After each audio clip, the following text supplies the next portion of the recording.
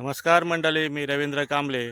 आपल्या चॅनलच्या आजच्या व्हिडिओमध्ये मी आता आलेलो आहे आमच्या वालामध्ये. मागच्या व्हिडिओमध्ये मी तुम्हाला दाखवलं होतं आम्ही हा येथे कंपाऊंड करून चवली आणि वाल लावला होता.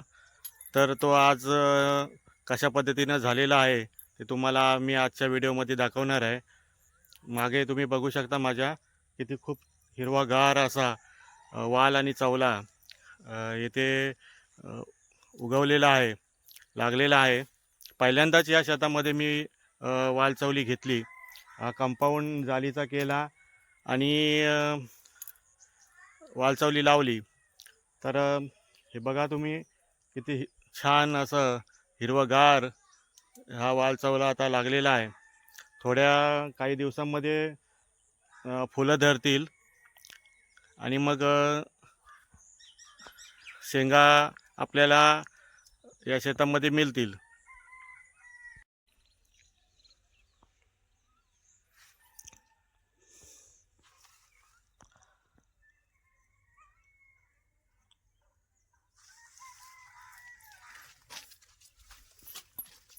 वालाला काही हे बघा अशा पद्धतीनं फुलं धरायला सुरुवात झालेली आहे.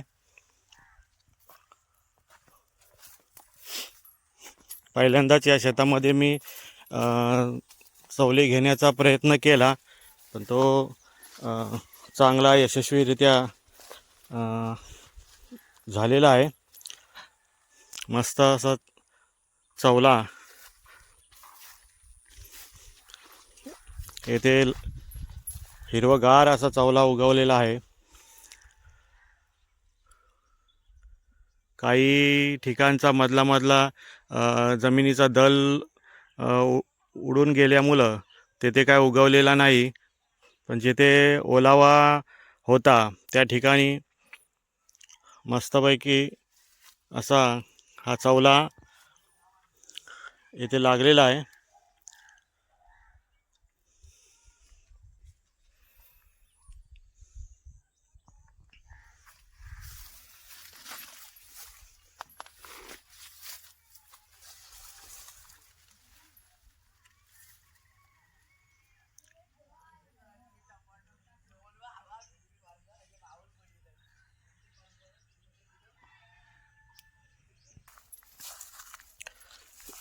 या ठिकाणी पण लावला होता, पण तिथे जमिनीचा दल उडून गेल्यामुळं खूप मोठ्या अशा भेगा जमिनीला गेल्या. म्हणजे या ठिकाणचा ओलावा हा लवकरच निघून गेलेला होता. पण तिथे पण आम्ही लावला होता, पण झाला नाही.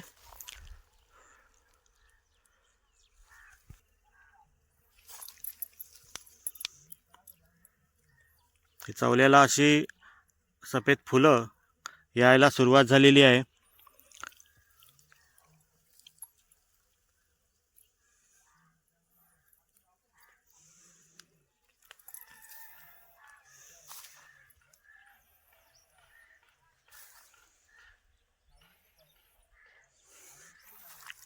या शेतामध्ये आम्ही कधीच वालचवली लावली नाही. फक्त भात लावायचो. पण यावर्षी प्रयत्न केला, बघूया कायच वाल होतोय का. तर चांगल्या पद्धतीनं उगवलेला तर आहे. पुढे शेंगा कशा लागतील हे पुढच्या व्हिडिओमध्ये मी नक्की तुम्हाला दाखवीनच.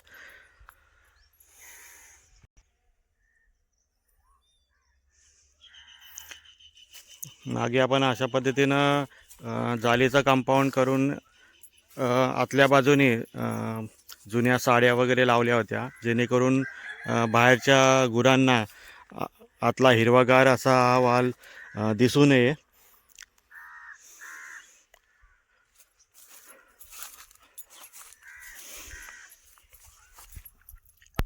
या वालाच्या याच्यामध्ये थोडेसे मूग पण लावले होते.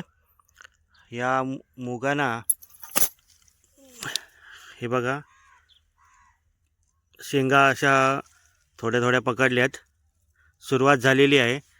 मूग काय जास्त लावलेला नाही, जास्त प्रमाणामध्ये चवलाच लावलेला आहे.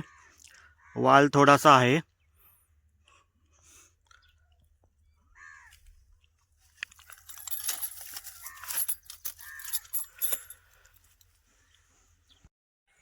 तर मंडळी, या शेतामध्ये मी वाल आणि चवला लावला होता.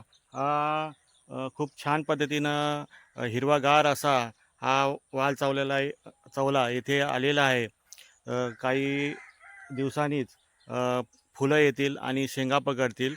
तर तुम्हाला हा लावलेला वाल कसा आवडला तर तुम्ही नक्की आम्हाला कमेंटमध्ये नक्की सांगा. तर आता भेटू आपण पुढच्या व्हिडिओमध्ये.